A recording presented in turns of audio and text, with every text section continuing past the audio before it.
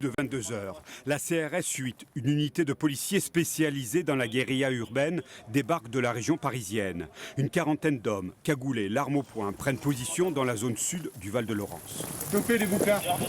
Top au bouclard. Matsu, va chauffer là-bas avec la lumière. C'est là, précisément à ce carrefour, que les affrontements se sont déroulés quelques heures plus tôt. Des affrontements sur lesquels les officiels, en fin d'après-midi, avaient tenu à revenir, à l'occasion d'un point presse au QG du commissariat de police. Vers 3h30 du matin, on a dispersé définitivement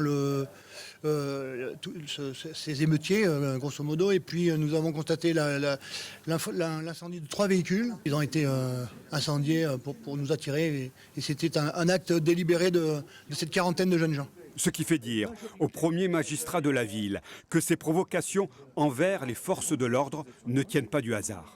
Il y a des quartiers qui sont tenus par des trafiquants de drogue. Quand vous avez des guet-apens organisés, structurés pour casser et pour agresser du policier ou du pompier, ce n'est pas quelque chose qui arrive comme ça par hasard. Ça arrive vraiment avec une organisation.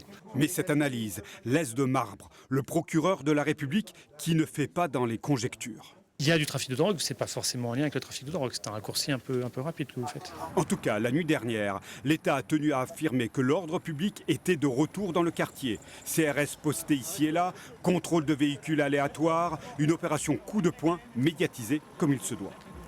C'est une opération effectivement coup de poing de maintien sécurisé et renforcé de l'ordre sur ce quartier.